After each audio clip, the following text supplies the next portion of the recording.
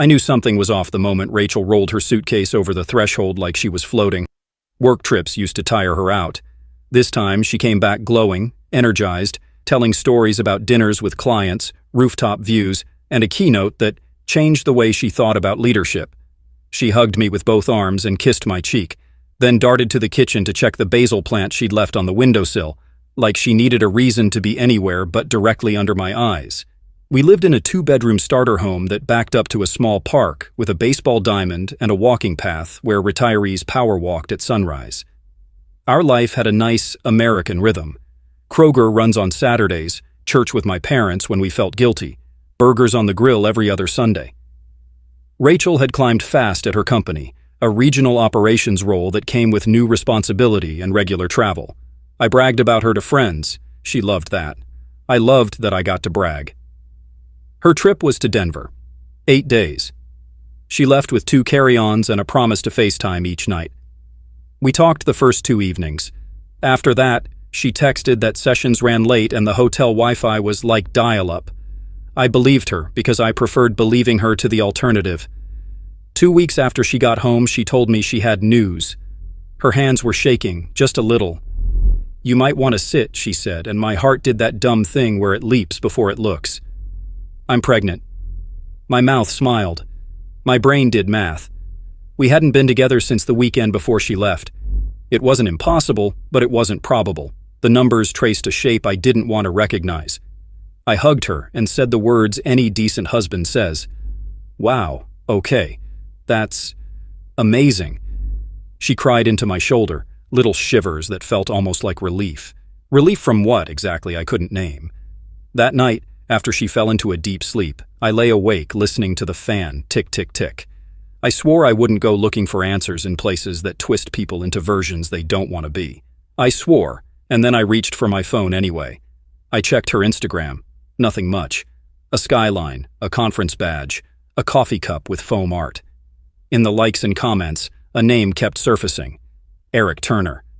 I'd heard it before in the list of coworkers who just get stuff done. His profile was mostly sports, travel, a dog, group photos, Denver pictures.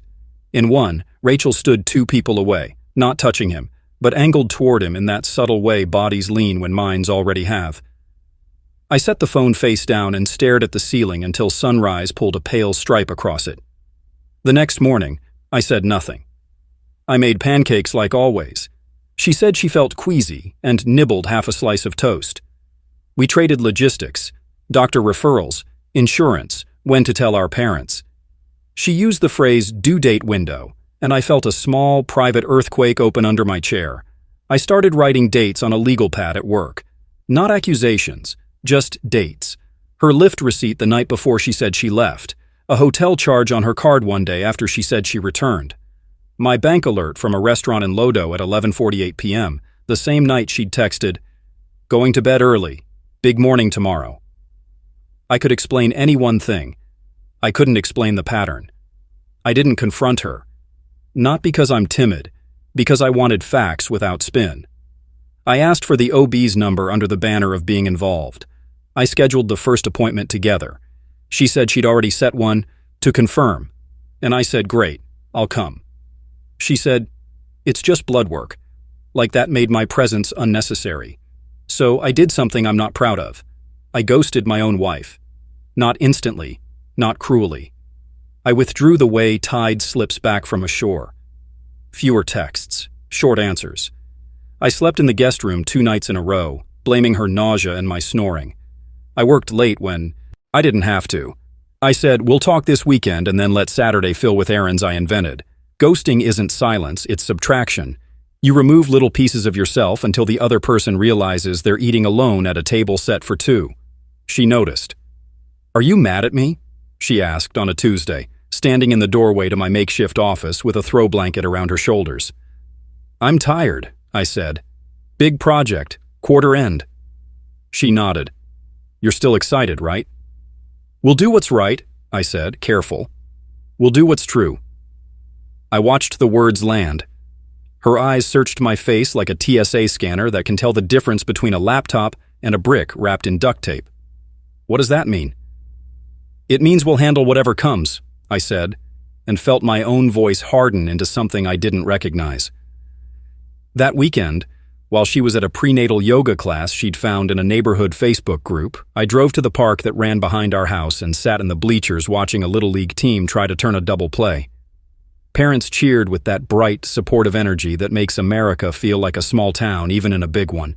I pulled out my phone and scrolled to Rachel's Denver photos again, then put it away and watched a kid in an oversized helmet slide into second like he'd practiced sliding more than running. People mess up in plain sight, I thought. It's the stories they tell afterward that make it worse. On Monday, a number I didn't have saved popped up on my screen. Unknown. Local. I let it roll to voicemail. When the transcript hit, my stomach dropped. "Hi, this is Angela from HR at Flowline. I'm calling to verify dependent coverage for Rachel Anderson's prenatal care. We need the spouse's signature for the plan update, and the effective date is retroactive to..." I stopped reading. Effective date. Retroactive. Words that put ink on the math I'd been doing in pencil. That night I said I needed a walk and took the long route around the block. The sky held that heavy blue it gets in early spring when day refuses to leave and night's too polite to insist. I thought about calling a lawyer. I thought about calling my father, who would tell me to keep my head and write everything down. I thought about calling Eric Turner and asking him when honesty got so negotiable. Instead, I ghosted more. A little colder. I didn't answer when she texted from upstairs. "Do you want tea?" I let breakfast pass without the shared ritual of clinking mugs. I left before dawn for a gym I didn't actually go to. I walked aisles in Target, because no one expects a man at Target at 6 a.m. to be doing anything but minding his own business. The silence built a room around us. Rachel filled it with talk. Nursery ideas, names she'd always loved, a stroller her coworker swore by. I nodded, smiled politely, and felt like a tour guide in a museum where the exhibits were mislabeled. On Thursday, she tried to hand me her phone with a video of a sonogram she'd taken at a quick clinic. My hand stayed at my sides. "That's okay," I said. Her face broke in a way I'll remember longer than the wedding vows we wrote.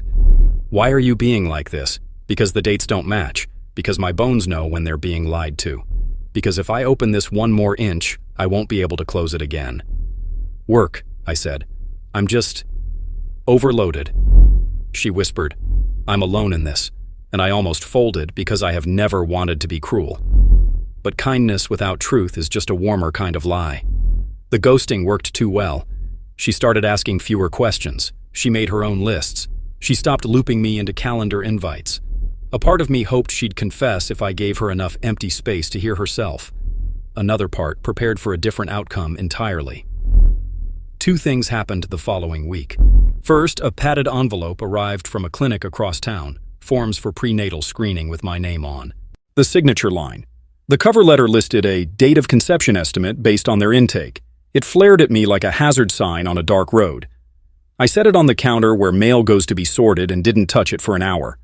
Then I photographed it, front and back, and slipped it into my lockbox with our passports and the title to my truck. Second, my phone rang at 8:37 p.m. during a rerun of a sitcom I wasn't actually watching. The caller ID said, "Unknown." I almost ignored it. I answered on the fourth ring, a woman's voice, steady but tight. "Is this Mark Anderson?" "Yes." "This is Claire Turner, Eric's wife." A beat of silence. "We need to talk." Claire didn't waste breath on pleasantries. Her voice had the steady edge of someone who'd rehearsed this call and hated every syllable.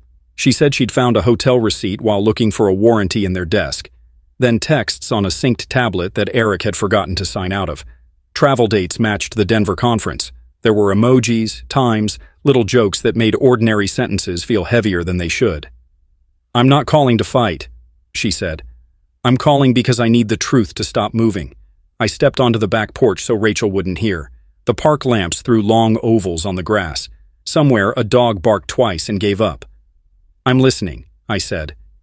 Claire laid out what she knew. Airport photos he'd airdropped to himself, a dinner charge for two at a steakhouse the night Rachel had told me, room service and an early bed. A calendar invite labeled Breakout 7B that lasted from 10 p.m. to 1 a.m. She paused only once to pull in a breath that trembled. I don't know what to do with the rest of... I stayed quiet while she talked, because what could I possibly say to that? Her pain didn't need commentary. It needed air. When she finally fell silent, I asked the only thing that mattered. "Are you sure it's my wife?" "Yes," she said. "There are photos. Not inappropriate, just unmistakable. Him holding her hand at the airport, a selfie at the hotel lobby bar, her name on the reservation email, and a message that said, 'Can't believe we have to wait until the next trip.'" My chest tightened, not from surprise but confirmation. I thanked her for telling me, and we ended the call like two witnesses giving statements after a fire. That night I didn't confront Rachel. I went to bed early, let her think I was asleep. Around midnight, I heard her whispering in the living room, a soft laugh, then silence. I pictured the phone glowing against her cheek, and for a moment I almost pitied her. She was still building a fantasy while the real world was already folding in around her. The next morning, I packed a duffel bag. Just essentials: jeans, chargers, my grandfather's watch, the lockbox with the clinic paperwork. When she came into the kitchen, I told her work needed me out of town for a few days. She frowned. "So suddenly?" "Project deadline," I said. "I'll be back soon." She kissed me goodbye like we were fine. I drove 2 towns over and checked into a cheap motel, the kind where the ice machine never works and the Wi-Fi disconnects every hour. I needed space, quiet, distance. I muted my phone and spent the day staring at the ceiling fan, letting the realization settle like dust. For 2 days, I didn't answer her calls. I sent a few short texts. Busy, meeting, talk later. Each lie felt easier than the last. Ghosting her wasn't revenge yet, it was protection. I needed to see what she'd do without the version of me that made her life look normal. By the 3rd day, she switched from worry to panic. "Please, Mark, just tell me what's wrong. You're scaring me." Another message followed. "If this is about the baby, we can talk. I love you." I didn't reply. I turned off read receipts so she wouldn't know I was watching. That evening, Claire called again. "He knows I found everything," she said. "He tried to explain, said it was a mistake, that your wife means nothing. Typical script. But here's the thing. You should probably know he quit his job yesterday." I sat up. "Quit?" "Yeah. Told his boss he needed a new start. Guess where he's moving? Denver. Full-time." The pieces clicked into place like a cruel puzzle. He was running toward the mess while I was trying to clean mine up. That night, I forwarded Claire the clinic's estimated conception date. She didn't respond right away. When she did, it was just 3 words. "That seals it." Rachel texted again the next morning. "Please call me. I'm worried something happened." I almost laughed at the irony. Something had happened. Just not to me. By day 5, she showed up at my office. My coworkers whispered in the hallway as she stood at the front desk, pale, mascara smudged. I stepped out, hands in pockets, calm. "What are you doing here?" "I can't sleep," she said. "You won't answer me. Tell me what's going on. Please." I looked her in the eye. "You ever notice how dates never lie?" Her face froze. "What?" "Your trip, the timeline, the clinic paperwork. Everything lines up, just not with me." She opened her mouth, then closed it. I watched a dozen explanations die behind her eyes. "Mark, it's not what you think." "It's exactly what I think," I said. "You don't have to confess. I already spoke to someone who knows more than you think." Her hands trembled. "Who?" "Claire Turner." Color drained from her face. She reached for my arm. I stepped back. "You've been gone for months, Rachel," I said softly. "You just didn't notice until now." Security didn't have to escort her. She left on her own, shoulders caved in, the hallway echoing with the sound of her heels fading away. That night I drove back to the motel, turned on my phone, and stared at the unread messages piling up. I didn't open them. Instead, I sent one text to Claire. "It's done. She knows I know." Her reply came a minute later. "Good. Maybe now we can all stop living in his lies." 2 days later, a delivery showed up at my office, an unmarked envelope containing ultrasound photos. No note, no message, just the images. The baby's name field was blank. I placed them back in the envelope and dropped it into the shred bin by the copier. A week after that, Claire called one last time. "He moved out," she said. "I filed for divorce. You?" "I'm working on it." "You going to talk to her again?" "Not unless I have to." There was a long pause. "You know," she said finally, "you handled it better than most people would have." I smiled, though she couldn't see it. Sometimes silence is louder than yelling. After we hung up, I drove home. The porch light was off, the house dark. Rachel had moved out, her clothes gone, her favorite mug missing, the fridge empty except for a note taped to the door. It said, "I'm sorry. I never meant for this to happen. Please forgive me someday." I folded the note, placed it in the drawer with my keys, and sat in the empty kitchen. The quiet felt heavy but clean, like a storm had finally spent itself. For the first time in weeks, I slept without waking. And when I woke the next morning, the phone was ringing again. An unknown number, different area code. I hesitated, then answered. "Mr. Anderson?" a man's voice said. "This is Dr. Levin's office. We have the paternity test results you requested. Would you like me to read them over the phone?" My breath caught. "Go ahead." He cleared his throat. "Sir, you were right." I thanked him, hung up, and sat in silence. Then, for the first time since all of it began, I laughed. Softly, not from joy, but from relief. It was over. But I didn't know yet that the story wasn't. Because a week later, she showed up again. This time not to apologize, but with a piece of news that would flip everything I thought I understood. A week passed after that call confirming what I already knew, and just as I was learning to breathe again, Rachel showed up at my Dasher. It was late afternoon. The sky painted that orange hue that makes everything look softer than it really is. She stood there, hair tied back, eyes hollowed out like someone who hadn't slept in days. "Mark," she said, voice low, "please, can we talk?" I didn't say no. I didn't say yes either. I stepped aside, and she took it as permission. She walked in, glancing around the place that once held our life together. I'd already packed away most of the reminders. No wedding photos, no shared mementos, no us. She stood by the table, fidgeting with her sleeves. "I know I don't deserve a second of your time," she said, "but there's something you should know before you decide what comes next." I crossed my arms. "You mean before the divorce?" Her eyes flicked to the floor. "I lost the baby." For a second, I felt my heartbeat stop. Not out of shock, but from the flood of mixed emotions I didn't want to untangle. Part of me felt sorry for her. No one deserves that kind of pain. Another part wondered if it was even true. "I'm not telling you that to make you forgive me," she said quickly. "I know I hurt you. I lied. I betrayed you. But the miscarriage, maybe it's karma, I don't know. I just thought you should hear it from me." I leaned against the counter, studying her. She wasn't wearing her ring. The defiance that used to live in her posture was gone. "What do you want from me, Rachel?" She looked up. "Nothing. Just peace. And maybe, one day, understanding. The thing about heartbreak is that it doesn't always burn. It cools. Mine had frozen over long ago.